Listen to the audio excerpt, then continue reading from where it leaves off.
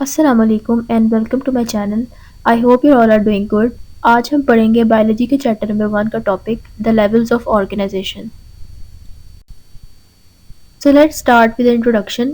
In order to understand the various phenomena of life, biologists study biological organization at different levels. यानी हमारी जो ज़िंदगी है उसको उसकी हर चीज़ के फिनोमिना को समझने के लिए यानी उसके ज़िंदगी के हर पहलू को समझने के लिए बायोलॉजिस्ट को बायोलॉजिकल ऑर्गेनाइजेशन डिफरेंट लेवल्स पे स्टडी करनी पड़ती है। और लेवल्स ऑफ ऑर्गेनाइजेशन के अंदर कौन कौन सी चीज़ें आती हैं? सब atomic level, atomic level, molecular level, organelle and cell level, tissue level, organ and organ system level और इसके आगे बायोस्फीयर लेवल तक जो है ये सारे हमारी levels of organization है। So let's start with the first level, subatomic and atomic level.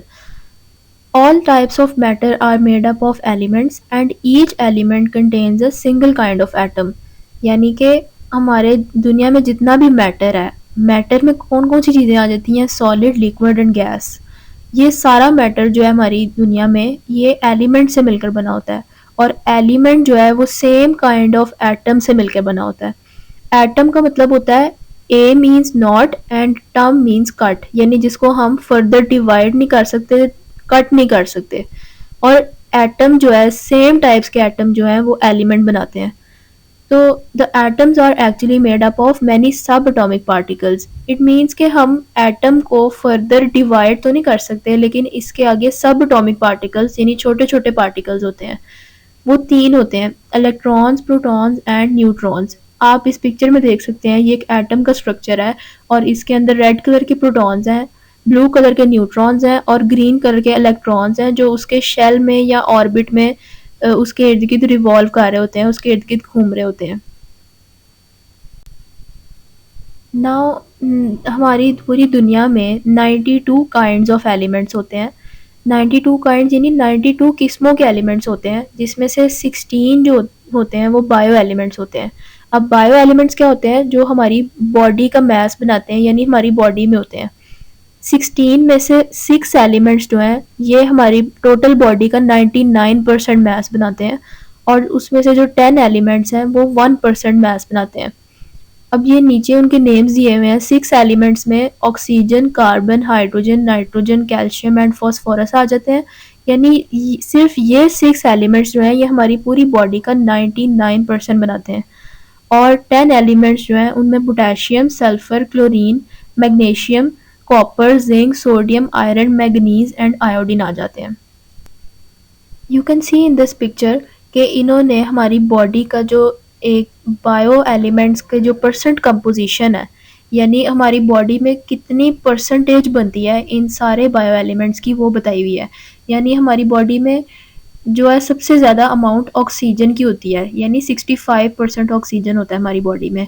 उसके बाद कार्बन जो है वो 18% है, हाइड्रोजन 10% है, nitrogen 3%, calcium 2%, phosphorus 1% and others यानी इसके अलावा जो बायो एलिमेंट्स हैं वो 1% बनाते हैं। The second level is molecular level, यानी सबसे छोटा लेवल जो होता है वो एटॉमिक और सब एटॉमिक लेवल होता है। उसके बाद एटम्स जो है ये मिल के मॉलिक्यूल्स बनाते हैं हमारी बॉडी के अंदर। In organisms bio elements do not occur in isolated forms, rather they combine through ionic और कोवलेंट बॉन्डिंग। यानी कि बायो एलिमेंट्स जो हमारी बॉडी में होते हैं वो कभी भी फ्री फॉर्म में या आइसोलेटेड फॉर्म में नहीं होते, बल्कि इन्होंने हमेशा किसी न किसी चीज़ के साथ बॉन्ड बनाया होता है। वो बॉन्ड आयनिक बॉन्ड भी हो सकता है या कोवलेंट बॉन्डिंग भी हो सकता है। The stable particle formed by such bonding is called as molecule और biomolecule। बायोमोलिक्यूल जो है इस ये हम कहते हैं जो हमारी बॉडी के अंदर होता है। यानी कि अगर कोवलेंट बॉन्डिंग या आयनिक बॉन्डिंग के थ्रू कोई भी बायो एलिमेंट जो है वो हमारी बॉडी में अकर हो रहा है तो वो एक स्टेबल मॉलिक्यूल बनाएगा, स्टेबल पार्टिकल बनाएगा। तो वो स्टेबल पार्टिकल जो है उसको या हम बायोमोलिक्यूल कहते हैं या मॉलिक्यूल कहते हैं। फॉर एग्जाम्पल हमने अभी पहले पढ़ा है कि हमारी बॉडी के अंदर बायो एलिमेंट्स होते हैं। अब उन बायो एलिमेंट्स में हमने हाइड्रोजन और ऑक्सीजन के बारे में भी बात की थी। तो हाइड्रोजन और ऑक्सीजन जो है ये बॉडी में कभी भी फ्री फॉर्म में नहीं होते, बल्कि ये दोनों आपस में बॉन्ड बना के कि कोई कोई एक चीज़ या स्टेबल मॉलिक्यूल बनाएंगे, यानी वाटर बना देंगे। तो वाटर एक स्टेबल मॉलिक्यूल है, इसीलिए इसको हम बायोमॉलिक्यूल कहते हैं। An organism is formed by enormous number of biomolecules of hundreds of different types. These molecules are building material and are themselves constructed in great variety and complexity due to specific bonding arrangements. यानी अब एक organism के अंदर जो molecules होते हैं या biomolecules होते हैं वो different types के होते हैं, और उनकी डिफरेंट टाइप्स होने की वजह से या बॉन्डिंग की वजह से डिफरेंट कम्प्लेक्सिटीज़ होती हैं, यानी बहुत ज़्यादा जो है वो बायोमोलिक्यूल्स होते हैं, और इनकी बॉन्डिंग अरेंजमेंट की वजह से जो है इनको आगे डिफरेंट कैटेगरीज में डिवाइड हम करते हैं। तो बायोमोलिक्यूल की डिफरेंट टाइप्स हैं। यहाँ पे हम दो टाइप्स इसकी डिस्कस करेंगे, माइक्रोमोलिक्यूल्स एंड मैक्रोमोलिक्यूल्स। माइक्रो का मतलब होता है लो एंड मैक्रो का मतलब होता है ज़्यादा या हाई। सो माइक्रोमोलिक्यूल्स वो होते हैं जिनका लो मॉलिक्यूलर वेट होता है, यानी उनका वेट कम होता है, और इसकी एग्जांपल में ग्लूकोज और वाटर आ जाता है। सेकेंडली माइक्रोमोलिक्यूल्स वो होते हैं जिनका हाई मॉलिक्यूलर वेट होता है, यानी उनका वेट ज़्यादा होता है, और इसकी एग्जांपल में स्टार्च और प्रोटीन जैसे बायोमोलिक्यूल्स आ जाते हैं। The third level is organelle and cell level, यानी डिफरेंट बायोमोलिक्यूल जो हैं ये जब इकट्ठे होते हैं तो ये ऑर्गेनेली बनाते हैं। ऑर्गेनेली हम किसको कहते हैं? The organelles are actually sub cellular structures and when they assemble together units of life that is cells are formed, यानी सेल के जो छोटे छोटे पार्ट्स हैं उसके अंदर छोटे छोटे स्ट्रक्चर्स हैं वो ऑर्गेनेलीज होते हैं, और each type of organelle is specialised to perform a specific function. अब सेल के अंदर जितने भी ऑर्गेनेलीज होंगे उनका डिफरेंट फंक्शन होगा। For example mitochondria are specialised for cellular respiration, यानी माइटोकॉन्ड्रिया एक ऐसा ऑर्गेनेली है हमारे सेल के अंदर जो कि उसने सिर्फ सेलुलर रेस्पिरेशन करनी है, यानी हमारे फूड को ब्रेक डाउन करना है ऑक्सीजन की हेल्प से। Ribosomes are specialised for protein synthesis, और राइबोसोम एक दूसरा ऑर्गेनेली है हमारे सेल का जिसने प्रोटीन की सिंथेसिस करानी है, यानी प्रोटीन बनानी है हमारी बॉडी में। In this way, functions of cells are accomplished by these specialized structure. It is an example of division of labor within the cell. Division of labor हम कहते हैं कि फॉर एग्जाम्पल अगर कोई आपके घर के पास घर की कंस्ट्रक्शन हो रही हो तो वहाँ पे मजदूर घर बना रहे होते हैं, तो इसी तरह जो मजदूर हैं उन्होंने अपना काम डिवाइड किया होता है कि किसी ने ईंटें उठा के लानी है या किसी ने सीमेंट लेके जाना है, तो इसको यानी वो अपना काम डिवाइड कर देते हैं। इसी तरह हमारे सेल के अंदर होता है कि सेल के अंदर डिफरेंट टाइप्स के ऑर्गेनेली होते हैं और हर ऑर्गेनेली का डिफरेंट फंक्शन होता है, एक दूसरे से डिफरेंट होता है, और इसको हम कहते हैं डिवीजन ऑफ लेबर, यानी मजदूरों जैसे उन्होंने अपना काम को डिवाइड किया होता है। नेक्स्ट हम डिस्कस कर रहे हैं सेल लेवल को। In the case of prokaryotes and most protists, the entire organism consists of a single cell. यानी prokaryotes और ऐसे बहुत से प्रोटिस्ट हैं जिनकी पूरी की पूरी बॉडी जो है वो एक ही सेल से मिलकर बनी होती है। इसी तरह जो फंजाई वगैरह या डिफरेंट ऑर्गेनिजम्स यानी प्लांट्स और एनिमल्स वगैरह या ह्यूमंस जो हैं वो ट्रिलियंस ऑफ सेल से बने होते हैं, यानी अरबों खरबों सेल से मिलकर बने होते हैं, जिनको हम मोस्टली मल्टी सेलुलर कहते हैं। इस पिक्चर में आप देख सकते हैं अमीबा जो है ये इसकी पूरी बॉडी जो है ये एक सिंगल सेल से मिलकर बनी है, यानी ये यूनिसेलुलर है ये। और इसी तरह इंसेक्ट्स, ह्यूमन बॉडी और प्लांट बॉडी जो है ये सब मल्टी सेलुलर ऑर्गेनिजम्स होते हैं। The fourth level of organisation is tissue level. In multicellular organisms, similar cells performing similar functions are organized into groups called tissues. या इसकी एक दूसरी डेफिनेशन ये है कि we can define a tissue as a group of similar cells specialized for the performance of a common function. यानी tissue ऐसी चीज़ होती है हमारी बॉडी के अंदर जो सिमिलर सेल्स यानी एक जैसे सेल से मिलकर बनी होती है और उन सेल्स का एक जैसा ही फंक्शन होता है और वो इकट्ठे ग्रुप्स में पड़ी होती है, यानी वो सिमिलर टाइप्स ऑफ सेल्स जो है वो एक ही टाइप के ग्रुप में पड़े होते हैं। इसको हम कहते हैं टिश्यू लेवल या tissues. Each cell in a tissue carries on its own life processes like cellular respiration, protein synthesis. But it also carries on some special processes related to the function of a tissue. यानी for example अगर हम अपनी skin के tissue की बात करें, skin की layer की बात करें, तो उसके अंदर एपिडर्मल टिश्यू होता है। अब उस एपिडर्मल टिश्यू का काम क्या है कि उसने हमारी स्किन को प्रोटेक्शन प्रोवाइड करनी है। तो ये एक टिश्यू का फंक्शन है, एक इकट्ठा फंक्शन है टिश्यू का कि उसने हमारी स्किन को प्रोटेक्शन देनी है। लेकिन अब उस टिश्यू के अंदर जो सेम टाइप्स के सेल हैं, उसके अंदर सेलुलर रेस्पिरेशन भी हो रही है, प्रोटीन सिंथेसिस भी हो रही है। तो ये हर सेल का अपना अपना फंक्शन है जो उसने परफॉर्म करना है। इसी तरह टिश्यूज जो हैं ये टू टाइप्स के होते हैं, plant tissues and animal tissues. Plant tissues की एग्जांपल्स हैं एपिडर्मल टिश्यू या ग्राउंड टिश्यूज। इसी तरह एनिमल टिश्यूज की एग्जांपल है नर्वस टिश्यू और मस्कुलर टिश्यू। सिमिलरली इस पिक्चर में आप देख सकते हैं कि टिश्यूज जो हैं ये मोस्टली 4 टाइप्स के होते हैं, muscle tissue, epithelial tissue, nerve tissue and connective tissue. जैसे मसल जो है ये कलेक्टिवली तो इसका काम यह है कि इसने मसल की कॉन्ट्रैक्शन करानी है या रिलैक्सेशन करानी है।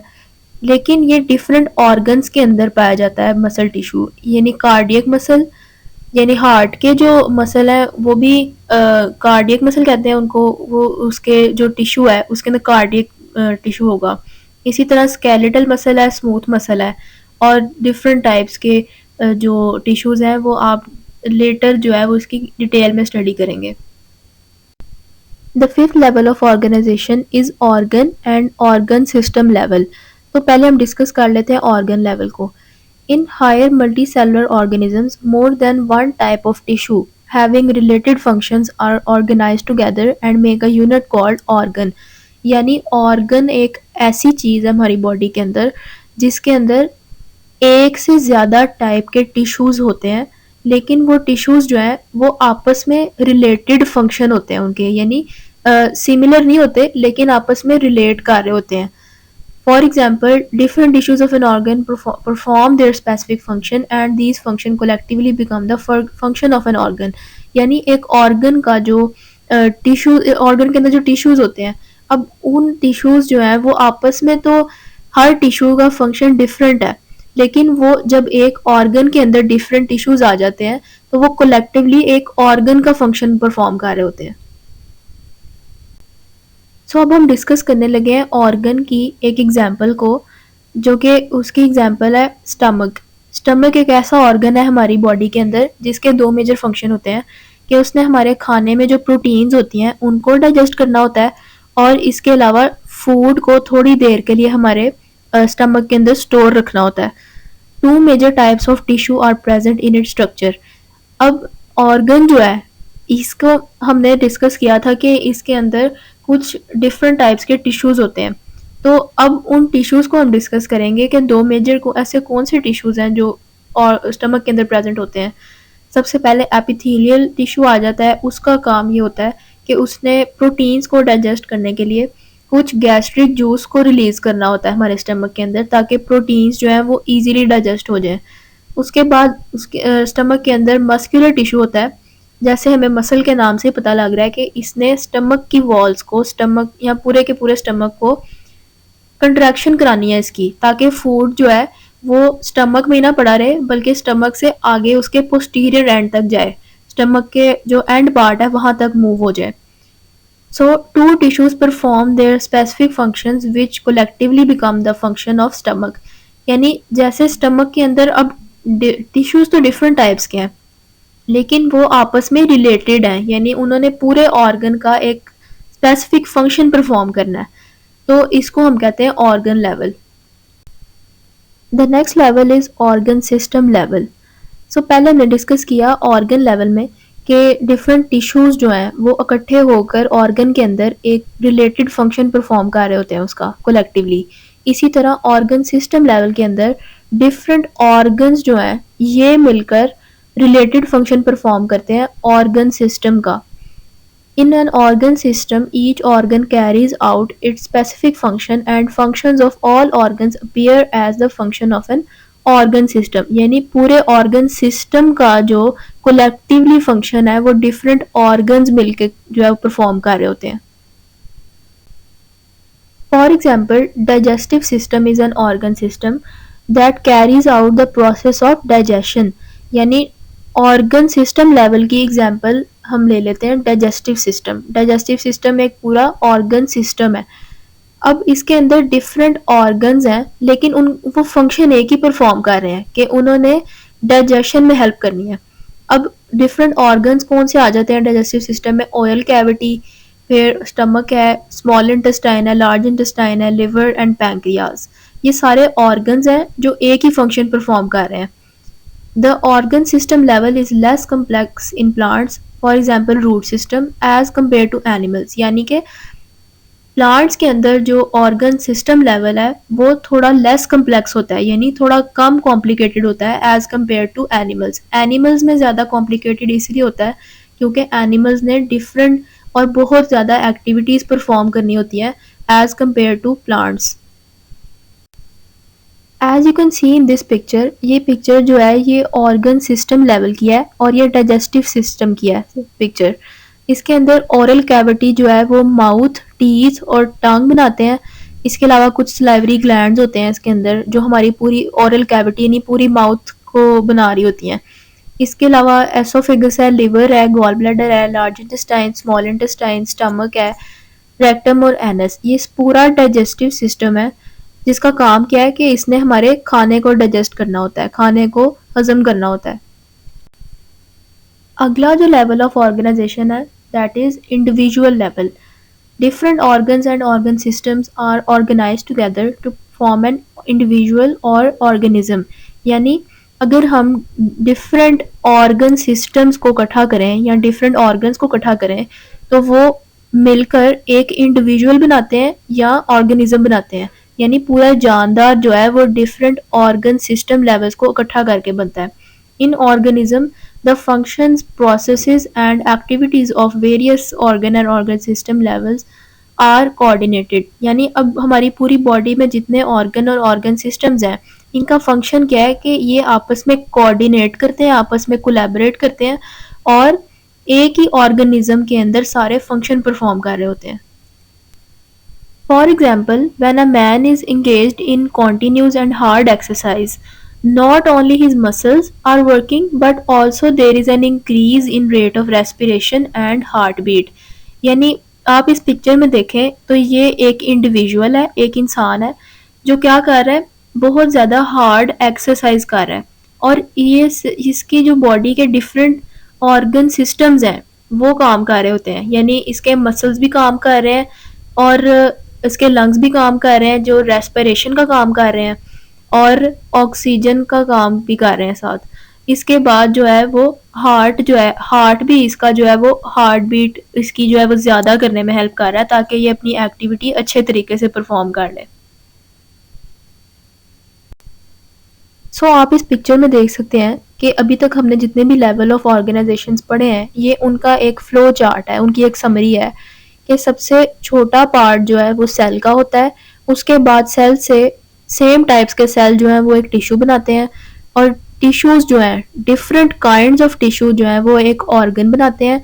डिफरेंट ऑर्गन्स जो हैं वो एक ऑर्गन सिस्टम बनाते हैं और जो ऑर्गन सिस्टम लेवल है उसके बाद एक पूरा ऑर्गेनिज्म बनता है जो उसकी सारी एक्टिविटीज उसके फंक्शंस परफॉर्म कर रहा होता है बॉडी के अंदर. सो अभी तक हमने स्टडी किया है इंडिविजुअल लेवल. नेक्स्ट जो हमारा लेवल ऑफ ऑर्गेनाइजेशन है that is population level. Biologists extend their studies to the population level where they study interactions among members of same species living in the same habitat. इसी तरह population हम कहते हैं. Population is defined as a group of organisms of same species located at the same place in a same time. ये population की definition है जिसके अंदर उन्होंने ये बताया कि अगर same types के organisms यानी सेम स्पीशीज के ऑर्गेनिजम्स जो हैं अगर ये एक ही टाइम पे एक ही जगह पर इकट्ठे हों तो उसको हम कहते हैं कि ये उस चीज़ की पॉपुलेशन है. For example human population in Pakistan in 2010 comprises of 173.5 million individuals. यानी इन्होंने यहाँ पे ह्यूमन पॉपुलेशन की एग्जांपल दिया है जिसमें उन्होंने ये बताया कि अगर हम 2010 का रिकॉर्ड देखें पाकिस्तान की पॉपुलेशन का तो वो 173.5 मिलियन इंडिविजुअल्स है। और स्पीशीज हम कहते हैं, species is defined as a group of organisms capable of interbreeding and producing fertile offsprings. Species जो है ये हम सेम टाइप्स के इंडिविजुअल्स को कहते हैं, जो कि यानी अगर ह्यूमंस हैं तो ह्यूमन एक स्पीशी है, एक और पूरा इंडिविजुअल है, एक जैसे सारे इंसान हैं, और एक जैसे इंसान मिलकर जो है वो एक पॉपुलेशन बनाते हैं ह्यूमंस की। तो स्पीशीज जो है ये असल में वो ऑर्गेनिजम्स, ऐसे सेम ऑर्गेनिजम्स होते हैं जो आगे अपने जैसे डिफरेंट ऑफस्प्रिंग्स यानी अपने जैसे बच्चे पैदा करते हैं। The next level is community level. A community is an assemblage of different populations interacting with one another within the same environment. यानी एक ही environment के अंदर different populations अगर रह रही हों तो उसको हम community कहते हैं। जैसे for example a forest may be considered as a community. Forest एक best example है community level की। It includes different plants, microorganism, fungi and animal species. वो इसलिए क्योंकि फॉरेस्ट के अंदर जो है वो डिफरेंट टाइप्स की पॉपुलेशन होती हैं, जैसे प्लांट की पॉपुलेशन होती है, कुछ माइक्रो ऑर्गेनिजम्स की पॉपुलेशन होती है, एनिमल्स की होती है और फंजाई की होती है। इसके अलावा भी डिफरेंट टाइप्स की पॉपुलेशंस हो सकती हैं।